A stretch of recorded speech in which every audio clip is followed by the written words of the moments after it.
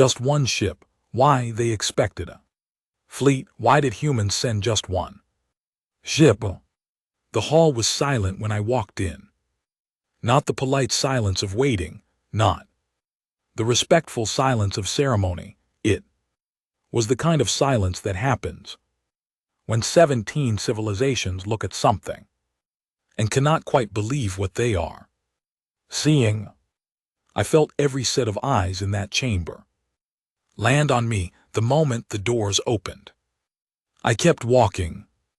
My name is Yara Solis. I am the commanding officer of the UES. Unconditional, and on that morning I was the only human being in a room that had been designed to watch my species kneel. The Varath conclave was beautiful in the way that power tends to make things beautiful. The chamber hung inside a neutral orbital station positioned above a star that was slowly dying. A deliberate choice by whoever had designed this venue, I always thought, a reminder that everything ends. The walls curved inward from all sides, and the seating tiers rose like a coliseum filled with delegates from species whose names I had spent 6 months memorizing. The Varath coalition held the center seats. 7 species united under one banner, representing the largest coordinated military force the known galaxy had ever assembled against a single civilization. Against us, against Earth. They had destroyed 3 of our fleets. In 18 months, let that settle in for a moment. 3 entire fleets, ships and crew, and years of construction, and the dreams of the people who built them, all gone. The Varath had done it cleanly, efficiently, and without what I would call excessive cruelty, which in galactic politics apparently passes for restraint. After the 3rd loss, Earth's unified council sent a communique to the conclave accepting the invitation to attend surrender negotiations. 17 civilizations had come to watch humanity sign away its colonization rights, pay reparations, and reduce its military presence to a fraction of what it had been. They had been expecting a fleet for the ceremony, an honor guard at minimum, show of remaining pride from a species that was by all measurements beaten. We sent 1 ship. I walked to the center of the chamber floor where a single podium had been placed facing the curved wall of delegates. I was wearing my dress uniform, dark blue with silver trim along the collar. I had no weapon on my hip. I was carrying a small case, the kind you might use for documents or personal items, made of dark metal with a simple latch. I set it on the edge of the podium and looked up at the room. Kavas was sitting in the central Varath seat, elevated above the others on his coalition's tier. He was large by any standard. The Varath are built like the idea of strength made physical, with deep gray plating across their shoulders and a face that communicates very little to human eyes. But I had studied him. I had read every intelligence file we had on him, every recorded speech, every account from neutral parties who had negotiated with him. I knew exactly what kind of mind sat inside that composed exterior. He looked at me for a long moment, then he looked at the doors behind me as if expecting more people to follow. Then he looked at the empty space beside me. Then he looked back at me. Commander Solis, he said in Galactic standard that carried the particular weight of someone who had never needed to raise his voice to be obeyed. Is the rest of your delegation still aboard your vessel? No, I said, I am the delegation. The murmuring started then, not from Kavos, who was too disciplined for murmuring but from the galleries, from the neutral species in the upper tiers, from the smaller coalition members who had expected theater and were getting something they did not have a script for. I heard at least 3 translation devices working at speed. I heard a clicking sound from the SSF delegation that I would later be told was the equivalent of startled laughter. Kavos was quiet for a moment, then he said with the careful control of someone who was genuinely trying to be generous, "We had anticipated a larger attendance given the significance of today's proceedings." "I appreciate that," I said. "We felt one representative was appropriate for a surrender, for a conversation," I said. The murmuring doubled. Someone in the upper gallery made a sharp sound that cut through the noise. Kavos raised one hand and the chamber went quiet again. With the speed of long practice, he leaned forward slightly. "Commander, Earth's Council accepted our invitation to negotiate terms of cessation. The terms have been prepared and reviewed by all member species of this conclave. We had anticipated a formal ceremony signing a close to this conflict." "Then let's have that," I said. "I have something for the table." I opened the case.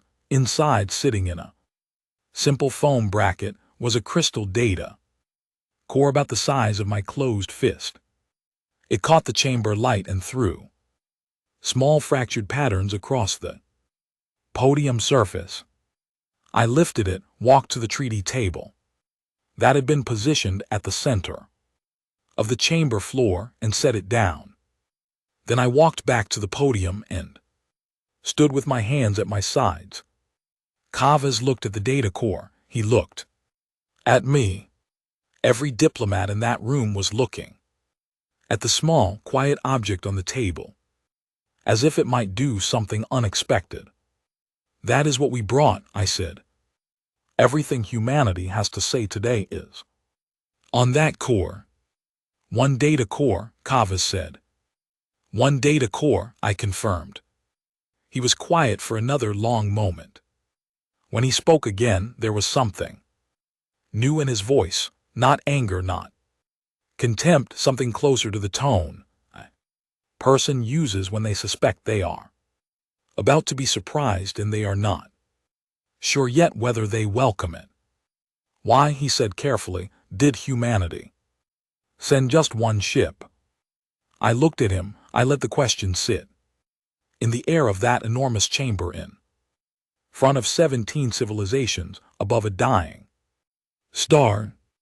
"Because," I said, "one ship was all this required." Nobody spoke.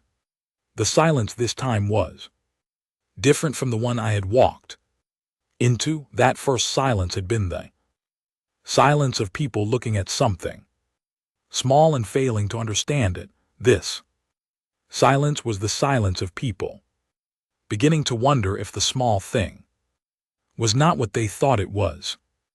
Kavas nodded once slowly. He gestured to one of his aides, a young Varath officer, who moved to the treaty table and carefully lifted the data core.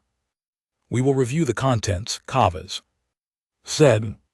"Take your time," I said. And I waited. What does a person think about while waiting for the most powerful military coalition in the known galaxy to open a box? I will tell you what I thought about. I thought about a man named Owen Carr. Owen was a propulsion engineer. He was 43 years old, had a son named Luke who wanted to grow up to be a pilot, and had the specific kind of laugh that makes everyone around him laugh too, the kind you cannot manufacture or fake, the kind that just comes out of a person because they find the world genuinely funny. He had been aboard the Second Fleet. We lost. He did not come home. I think about Owen when I need to. Remember why the thing we built had to be exactly what it was, not bigger, not louder, not built from grief or from rage, which would have made it brittle. Built from the cold and very human understanding that the only way to honor the people we lost was to make sure we never lost anyone that way again. Let me tell you about the 22 months between the end of the Third Fleet and the morning I walked into the Verath conclave. After the third loss, Earth Defense Councils met in closed session. No press, no public feed, no official communique beyond the one accepting the Verath surrender invitation to the outside galaxy. Humanity went quiet. Quiet the way a deep ocean goes quiet on the surface while something is happening below. The session produced a single directive. Not more ships of the type we had already built, not expanded versions of the same approach that had already been measured and found wanting 3 times. Something different.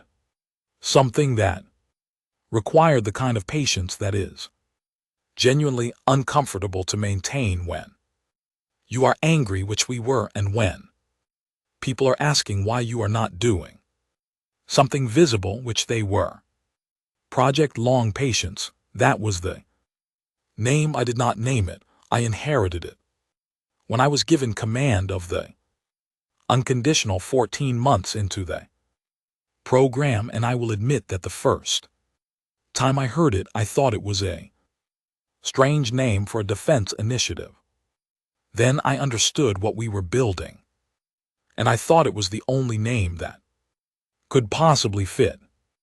The unconditional was constructed inside Jupiter's upper atmosphere. That detail is not incidental.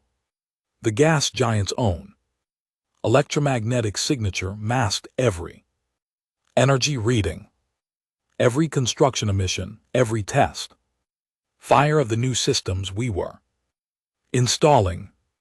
To any scanner looking inward from the outer edge of the solar system, Jupiter was Jupiter, enormous and indifferent, and giving away nothing, which was exactly what we needed. The hull was designed by a woman named Clara Vance, who had been building diplomatic courier vessels for 11 years before Long Patience, and who was recruited specifically because she knew how to make a ship look like something it was not. The unconditional from the outside reads as a midweight courier.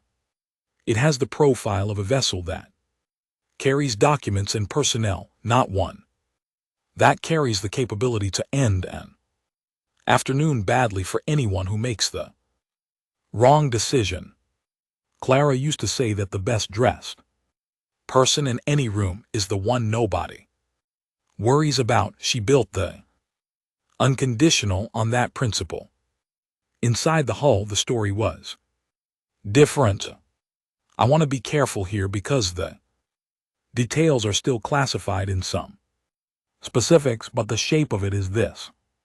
In 9 months, human engineers who had never seen Verath weapon systems from the inside produced a working, reverse-engineered model. That model was then improved 3 times.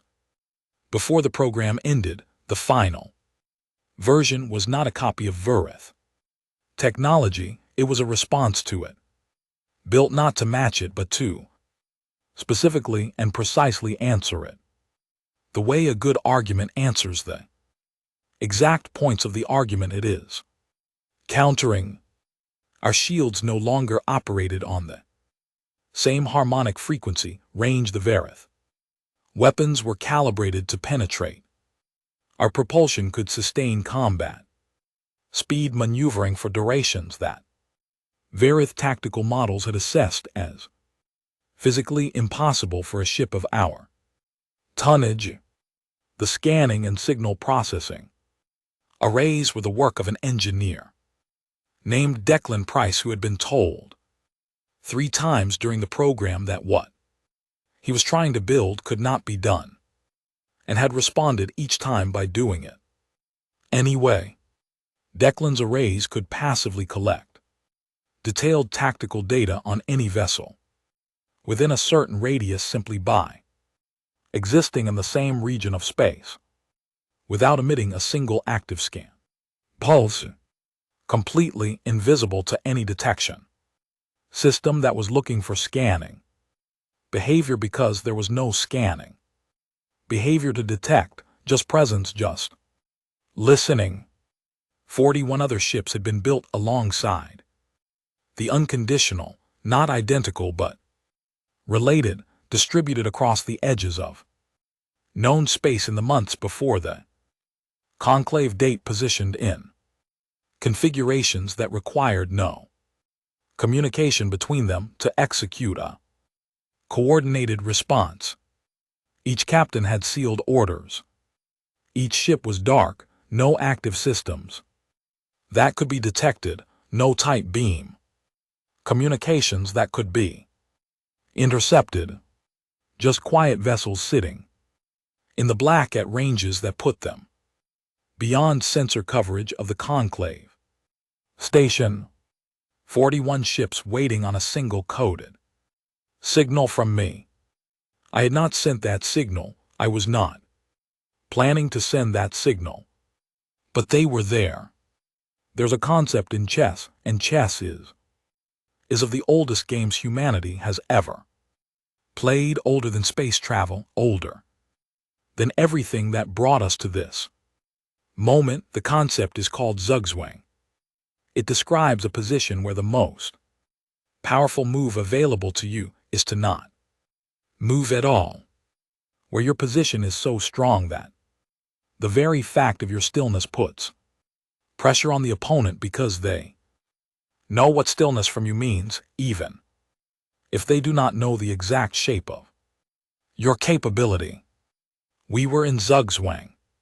We had been in zugzwang for 4 months before the conclave date, and while Cavus's aide carried that data core toward the Verath technical station at the side of the chamber, while 17 civilizations waited for the contents of a box the size of a human fist, I stood at the podium and thought about Owen Carr and about Clara Vance and about Declan Price and about 41 dark ships sitting in patient silence at the edges of sensor range.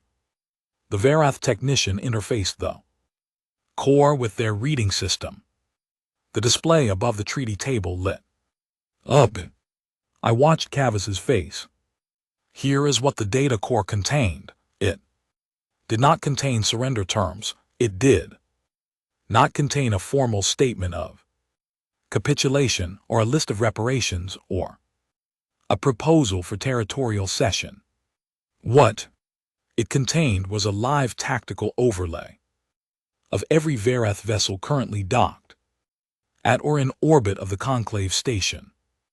Their positions, their shield harmonics, their crew manifests, the maintenance cycles of their weapon systems, projected crew response times in the event of a general alert. 47 individual vulnerability assessments, one for each ship, precise enough to be useful and detailed enough to be humbling, and at the bottom of the overlay timestamped was a single notation, data collected passively during standard approach to this station, collection completed before docking, no active scan conducted. Cavus looked at the display for a very long time. Then he looked at me. I had been watching him carefully enough to see the exact moment when the shape of the situation changed in his mind. It was not anger, it was not fear, it was the look of a very intelligent commander who has just discovered that the map he had been using was wrong, not in its details but in its entire orientation. The look of someone recalculating fast. From the beginning. Around him, the other delegates were reacting differently. The SSEV Representative made the clicking sound. Again, several of the neutral species were leaning toward each other in low, urgent conversation. One of the smaller coalition members had stood up without appearing to realize it, and an aide was gently pulling him back to his seat. I let the display run. I let them look. I let the room breathe the information in at its own pace. Then Declan's final edition loaded. 41 points of light appeared on the display, spread across the space around the station, each one time-stamped and labeled, each one carrying a ship designation, a readiness status, and a distance reading. That placed every vessel just beyond the range the Vareth scanners had been searching. The chamber went the kind of quiet that does not feel like silence, it feels like pressure.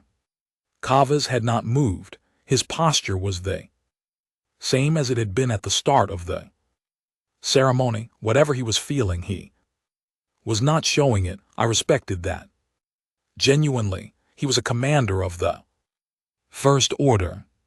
What he said next told me everything I needed to know about why this conversation was going to end the way it was going to end. He said quietly, to no one in particular, and to all of us at once, how long have they had this? It was not a question, it was a man thinking aloud. I answered it anyway. 4 months, I said. We have been ready for 4 months. The SREF delegate made a sound that the translation system rendered as they waited, and then again softer, and with what sounded like genuine wonder they waited. I looked at the room, at 17 civilizations sitting in the curved tiers of a chamber designed for a surrender ceremony, at the display that was still quietly presenting its data. Above the treaty table, at the 41 points of light that were not moving, not threatening, simply being exactly where they were.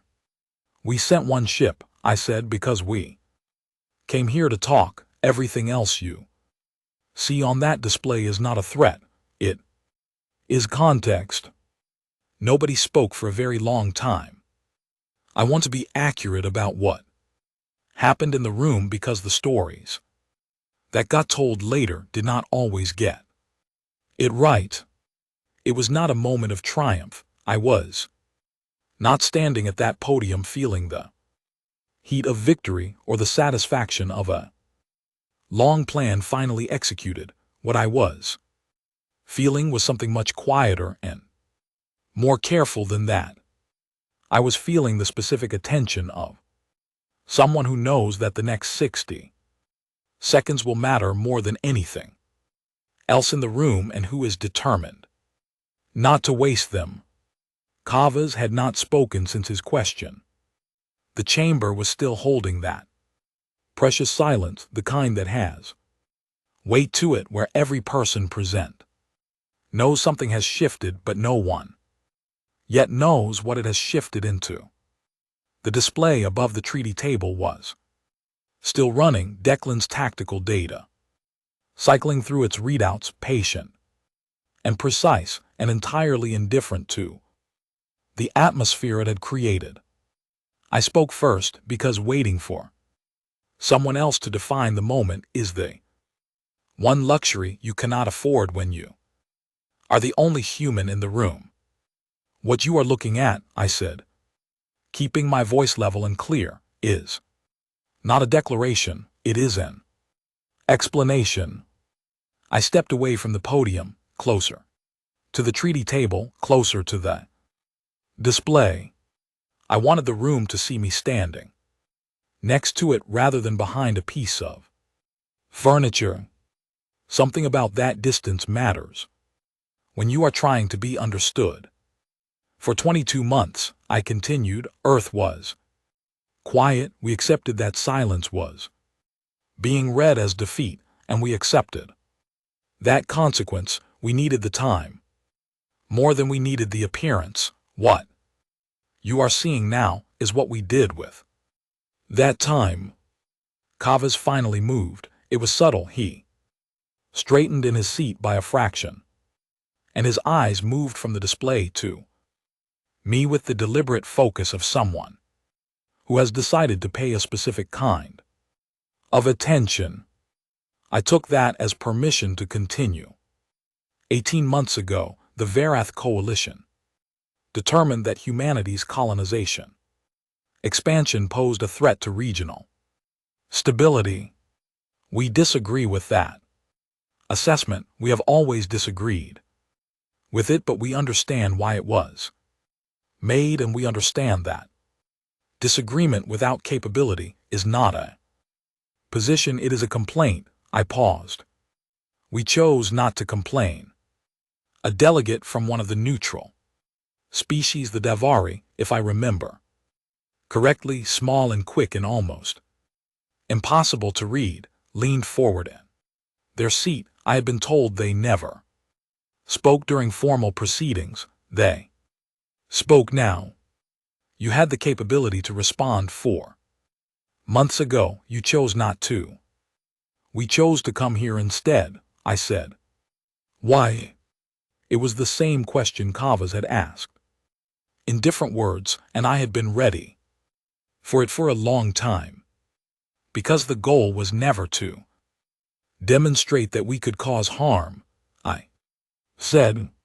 Any civilization with sufficient desperation and engineering time can cause harm. That is not a distinction.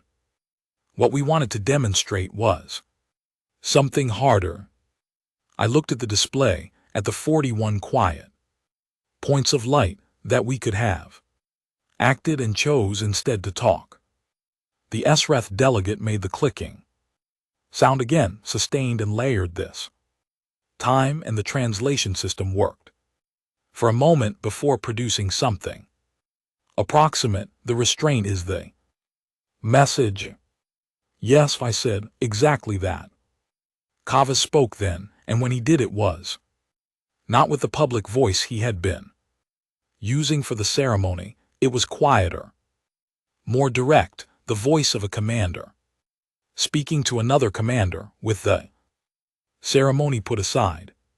Commander Solis, you are asking us to accept that this display is not a weapon. I'm not asking anything yet, I said. I am explaining what is true. He considered that the difference matters to you very much. He was quiet for a moment. Around us, the chamber had gone from pressured silence to something else, something with more air in it. People were still tense, but the particular fear that comes from not understanding what is happening was beginning to ease as understanding replaced it. I could see delegates conferring with their aides. I could see the Davari representative writing something on a small surface. I could see 3 of the smaller coalition members looking not at me, but at Kavas, reading him the way subordinates read a commander when they need direction. He gave them none because he was thinking. I let him think. Then he said, if we had proceeded with the original ceremony, if we had opened that data core expecting surrender terms, and found this instead, how would you have responded to our response? It was the most honest question anyone had asked me all day. It deserved an honest answer. That would have depended entirely on your response, I said. We came here with every possible outcome prepared for. We were hoping for this one. Hoping, he repeated. We are still human, I said. We plan, and we prepare, and we build things that take 22 months in a gas giant's atmosphere, but we still hope. Something happened to his face then, not a smile. The Vareth do not smile the way we do, and I would not have expected it. But something eased. Something that had been held in careful alignment shifted. By a small degree, the way the air in a room shifts when a window is opened. He looked at the display one more time. At the 41 points of light at the ship. Manifests at the vulnerability. Assessments that no species should have been able to compile on Verath vessels. Through passive observation alone. You built something extraordinary, he said. We had extraordinary motivation, I said. The people you lost. Among other things, I paused, we also lost the assumption that being right is the same as being safe. We lost the luxury of building ships without understanding the specific answer to the specific problem in front of us. We lost 22 months of the life of every person who worked on this project, working in conditions that were not comfortable. Because comfort was not available, I looked at him steadily. We do not need you to honor that. We are not asking for it. But we would like you to understand that none of this came from nowhere. Kavas nodded. It was a slow, deliberate nod, the kind that means something different from agreement. It means acknowledgement, recognition, the thing you give someone when you have fully heard them. The display, he said, the actual terms, they are also on the core. They are, I said. May I ask you to summarize them? 3 items, I said. Resumption of colonization rights in the disputed sectors we were developing at the time of the conflict, a non-aggression pact between the Verath Coalition and the Unified Earth Council with a 10-year review clause and a mutual defense article. The chamber came alive again at that last point, multiple voices from multiple tiers cutting across each other. In several languages, the Davari representative stopped writing. Even a few of Kavas's own aides exchanged looks. A mutual defense article, Kavas said, carefully over the noise. Yes. You are asking to protect us. We are asking to be in a formal alliance, I said. Protection is mutual. That is the point of the word. Commander, he stopped. He started again. You arrived here as the subject of a surrender ceremony. You have presented evidence that you are not in a position that requires surrender, and your terms include an offer to act in defense of the civilization that destroyed 3 of your fleets. Yes, I said. Why? I had been waiting for this one, too. Longer than the others. Because we have been in the position the Verath Coalition put us in, I said. We have been the smaller civilization. The species that didn't fit the existing order, the people who expanded somewhere that other people thought they had a right to decide about. We have been afraid of things we did not understand. And we have had things taken from us by forces that were larger than us, and we survived it. I looked at him. We do not want to become that force for someone else, not for you. Not for anyone. The mutual defense article is not charity. It is the only kind of relationship we are interested in having with our neighbors. The chamber was quiet again, but it was a different quiet from all the other silences I had walked through that morning. This one had something open in it, something that was not yet anything specific but could become something if handled well. The Esreth delegate made a sound, and this time the translation came through immediately. They want neighbors. We want neighbors, I confirmed. Kavas looked at me for a long moment. Then, for the first time since I had walked into that chamber, he looked away, not in dismissal, but in the particular way a person looks away when they are thinking something they need to be alone with for a moment. even in a crowded room. Then he looked back. I will need to consult with the coalition before any formal response. He said, Of course. This will take time. We have plenty of it, I said. We are very good at waiting. For the first time, something shifted in the set of his face in a direction that might in the right light have been the Verath equivalent of what I meant. He stood and the chamber followed his example, and I watched 17 civilizations stand up in a room that had been built for a surrender ceremony while the data core sat on the treaty table between us, and 41 dark ships waited in patient silence at the edges of known sensor range, and above us all the dying star continued its long, unhurried work.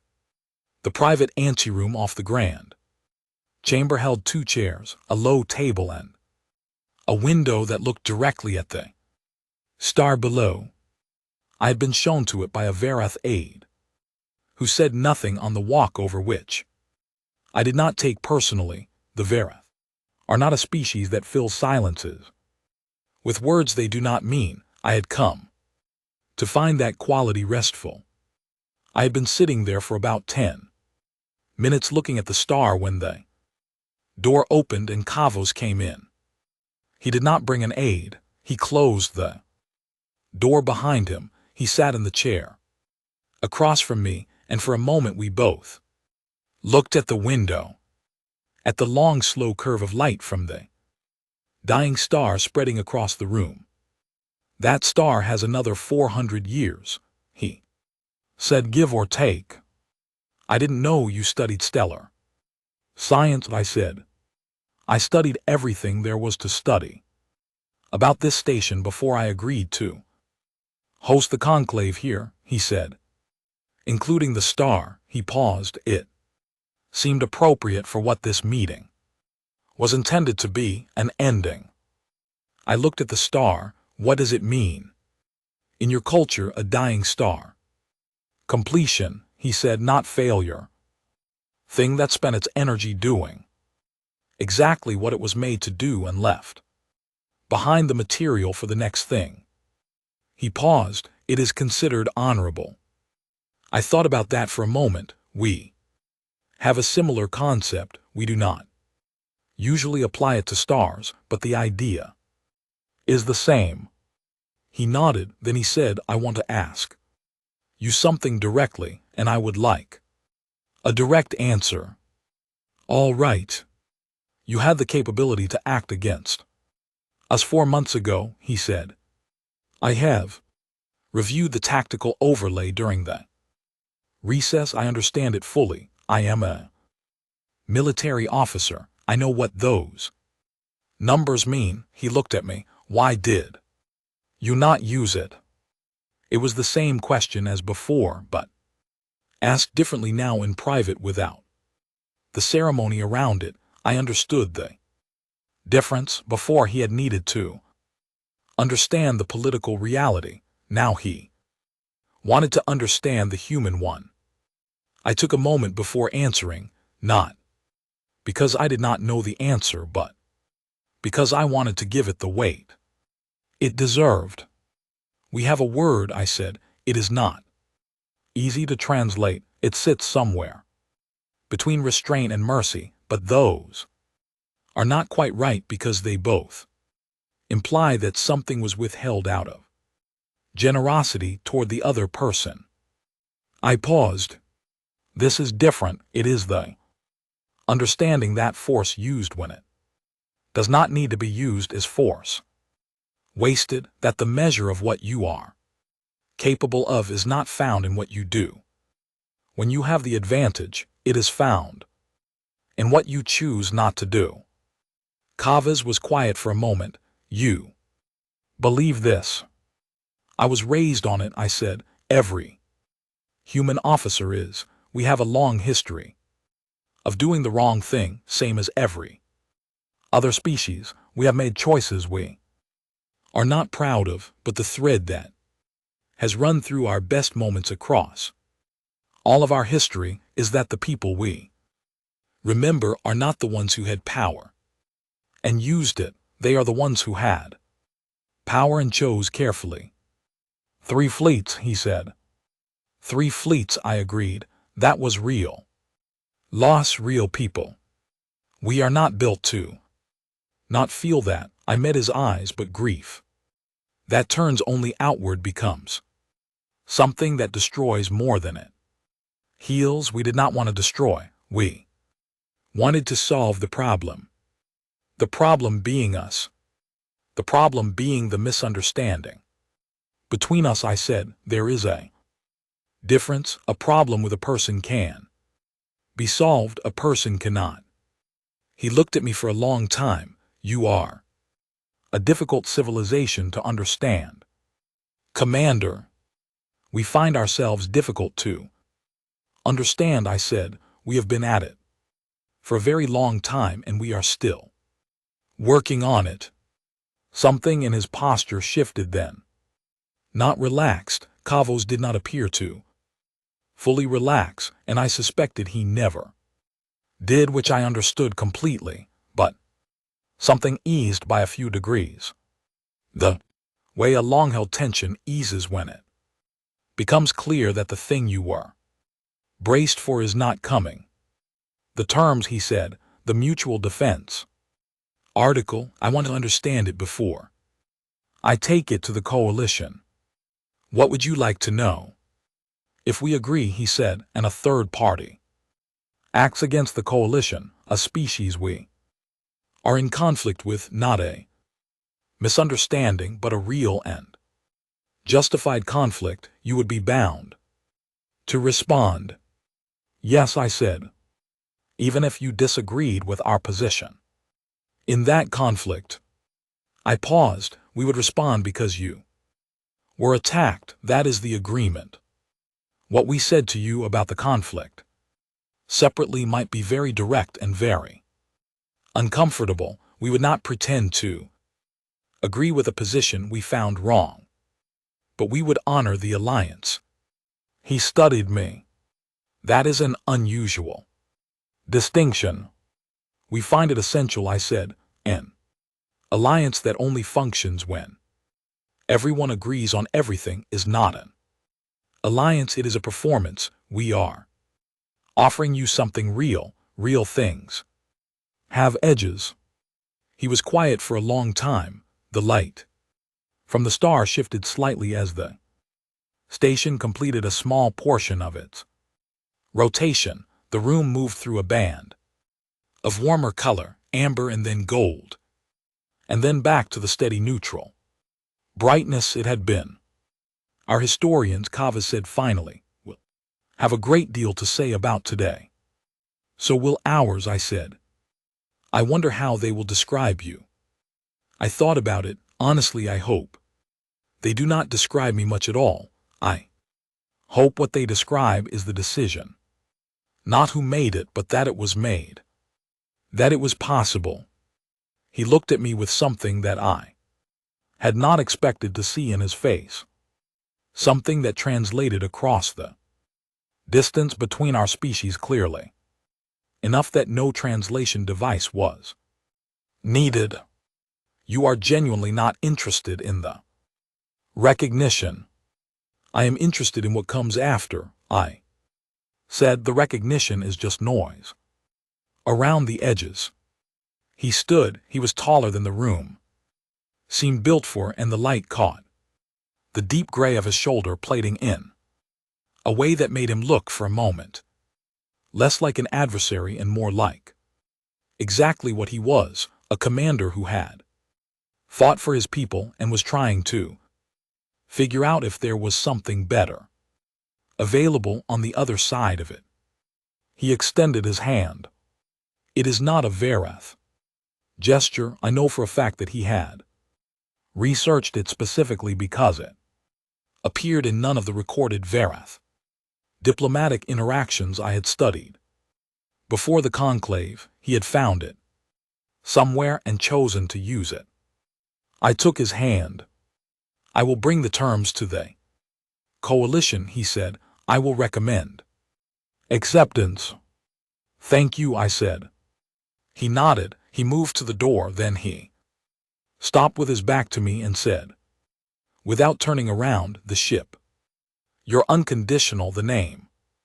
Yes. It means that your commitment to the outcome does not depend on conditions being favorable. I looked at the star through the window. That is one reading of it, I said. He left, the door closed. I sat in the anteroom for a while longer, watching the light from a dying star come through a clean window, and thought about Owen. Care, and thought about what comes after, and thought that if we had managed to get this right, it would be worth every month of every quiet and difficult and completely invisible thing we had done to get here. Outside in the black, 41 ships waited. Patient, ready, silent. I did not send the signal. I never had to. A year after the conclave, on a bright Wednesday morning in Geneva, I stood in front of 112 new graduates of the Unified Earth Diplomatic Corps and tried to figure out the right place to start. The room was a good room. High ceilings, tall windows, the kind of space that has been used for important things long enough that the importance feels built into the walls. The graduates were young, most of them, though not all. Some had come to the Corps from military backgrounds, some from science and research, some from fields that had nothing to do with space at all until circumstances or curiosity or whatever combination of factors, shapes a life had brought them here. They were looking at me the way people look at someone they expect to tell them something useful. I'd been thinking about what to say for 2 weeks. I had written 3 different versions and deleted all of them. The problem with writing a speech about the conclave is that the story is already known, and the parts that people know are the dramatic parts, the data core on the treaty table, the tactical overlay loading in front of 17 civilizations, the 41 ships that appeared as points of light on the screen. Those parts are real and they are true. But they are not the parts that matter most, and I did not want to stand in front of 112 people who were about to go out and do the actual work of keeping the things we had built intact and give them the exciting version of a story that is actually at its core about something quiet. So I started with the letter. Most of them did not know about the letter, the data core that I placed on the treaty table at the Verruth Conclave held 3 categories of content. The first was Declan's tactical overlay, the passive scan data on the Verruth fleet, the vulnerability assessments, the 41 ship positions. The second was the actual treaty terms, the colonization rights, the non-aggression pact, the mutual defense article. The third was on the very last page of the Corps' document file, following the treaty terms after everything else. It was a letter, written in 43 languages, every language spoken by every species represented at the conclave, including 3 languages from neutral species that had no particular stake in the outcome but had been invited to observe. It was written by a woman named Louise Hartley, who was the president of the Unified Earth Council and who had been, before entering politics, a primary school teacher in a small town in the English countryside, which I mention because it is relevant to the letter. The letter did not discuss military capability. It did not reference the tactical overlay. It said nothing about ships or shields or the 22 months of work inside Jupiter's atmosphere. It was 1 page long, It said simply that humanity remembered what it was like to be the smaller civilization, the species that did not fit the existing arrangement, the people whose expansion was read as threat by those who had more power than them. It said that humanity had experienced fear of the unknown and had not always responded to that fear with its best qualities. It said that the people of Earth had no desire to become to anyone in the galaxy the kind of force that generated that fear in others. And it said that the offer on the treaty table was not made from strength alone, but from the specific and hard one, understanding that strength without intention is not a foundation. It is just a fact about the current moment that will change. The letter ended with a sentence that Louise told me later she had rewritten 17 times before she felt it was right. It said, "We do not send this letter because we are certain you will agree. We send it because we believe that the clearest thing we can say about who we are is not what we built but why we chose not to use it." I read the letter aloud to the graduates. I read it slowly the way it was meant to be read. When I finished, the room was quiet. Then I told them the part they already knew. The ceremony, the chamber, the data core, the display, Kavaz's face when the tactical overlay loaded. I told it without embellishment because it did not need any. I told them about the private meeting in the anteroom, about the question of why we waited, about the handshake at the door.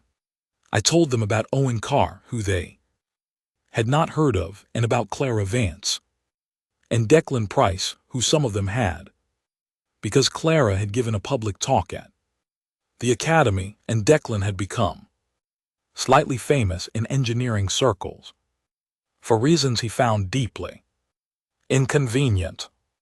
And then I told them the part that happened after, which the official histories cover but tend to treat as a footnote. 3 of the 7 Verith species began formal cultural exchange programs with Earth within 6 months of the conclave. Not diplomatic programs, cultural ones. Educational exchanges, joint research projects. A Verith scholar named Athkin, who specialized in what roughly translates as applied ethics, spent 8 months at the University of Edinburgh and reportedly found the weather both baffling and compelling. 2 of the remaining coalition species were reserved, watching from a distance, which was their right and which we respected completely. The 7th species, the Durath, who had been the most vocal within the coalition about pursuing the original conflict to more complete terms, requested a separate conversation with Earth's Council, not to dispute the treaty but to ask a specific question that their delegation had been sitting with since the conclave. They wanted to know how we had maintained operational discipline over 41 crews for 4 months of complete communication silence in a situation where those crews knew what they were carrying and knew what was happening at the conclave without a single unauthorized action. It was a good question. I had been asked a version of it several times. The answer is not a tactical one. The answer is that each of those captains had been given, along with their sealed operational orders, a copy of the same letter that was on the data core. Louise's letter, the one that ended with the sentence about why we chose not to use what we had built. Each of them had read it, and each of them had understood that their stillness, their patience, their willingness to sit in the dark and wait was not a passive act. It was the most active thing they could do. It was the point. None of them broke silence, not one. I told the graduates that story, and then I stopped talking for a moment to let it settle. One of them, a young man named Callum, sitting in the fourth row, who had come to the core from a background in linguistics, raised his hand. Did you ever doubt it, he asked, in the ante-room when Cavis was reviewing the terms? Did you ever think it might not work? It was an honest question. It deserved an honest answer. Yes, I said multiple times. There are about 7 distinct moments in that day that I can identify, looking back, where the outcome was genuinely uncertain, where a different choice by anyone in that room could have moved things in a direction I did not want. I paused. Doubt is not a sign that your plan is wrong. It is a sign that you understand the stakes clearly enough to take them seriously. What did you do with it? He asked. The doubt. I kept moving, I said. Doubt is information. You listen to it, you check your reasoning against it, and then, if your reasoning holds, you keep moving. He nodded. He wrote something down. I looked at the room, at 112 people who were about to go out into a galaxy that was wider and stranger and more complicated than it had been 18 months ago, partly because of what happened at the conclave, and partly because of what came after, and mostly because the galaxy is always wider and stranger and more complicated than whatever map you had for it last week. There was one more thing I wanted to say. I had saved it for the end, not for dramatic effect, but because it needed to come after everything else, after the letter and the story and the question and the answer. The fleet was ready, I said. I want you to understand that clearly. Every ship was ready, every crew was briefed. The weapon systems were calibrated. Declan's assessment gave us a precise picture of what we were dealing with. We had the capability to alter the situation in our favor by force in a matter of hours, and we had had that capability for 4 months. I looked at the room. We sent one ship. We put a letter at the end of a data core. We sat in an anteroom and had an honest conversation. I stopped. Remember why? I said.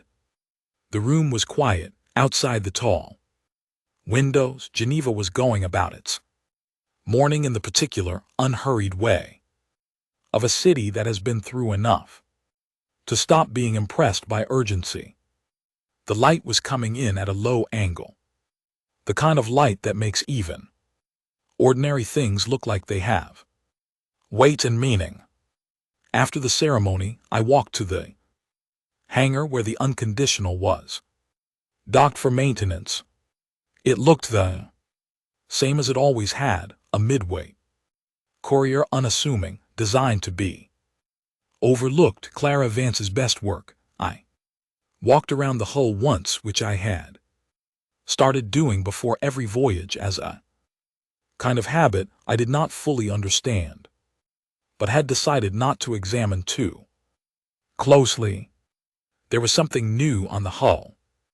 I almost missed it because it was at the rear near the engine housing, applied in a paint that matched the hull color almost exactly and only stood out if we're looking at the right angle with the right light. It was a word, one word in Verath script. I had a translation device in my pocket. I had been carrying one for months because my Verath was still coming along slowly, and I preferred accurate translation to confident error. I pointed it at the word. The device thought for a moment. Then it rendered the translation as neighbor, close companion, one who is near and stays near, the one whose Presence is chosen, not assigned. The long one, the one who remains. I stood there for a while looking at it. A maintenance officer named Pete, who had been with the Unconditional since before long, Patience came around the corner wiping his hands on a cloth and almost walked into me. "Oh," he said, "sorry, Commander, didn't see you there." He looked at the word on the hall. Cavaz's people sent someone to put that there last week. Asked permission first. Thought that was a nice touch. "It is," I said. Pete looked at it a moment longer. "What does it say?" "Neighbor," I said, "more or less." He nodded slowly in the way people nod when a simple word turns out to contain more than they expected. Longer word. "The neighbor," he said. "It is the longest word in their language," I said. Pete looked at the word for another moment, then he nodded once as if that settled something and went back to work. I stood there until the light shifted and the word disappeared back into the hall color, and then I stood there a little longer anyway, thinking about Owen Care and about Louise Hartley's letter and about 41 crews sitting in patient silence and about the specific and stubborn human conviction that the thing you choose not to do can be just as powerful as the thing you do. One ship was all we had ever needed. It always had been.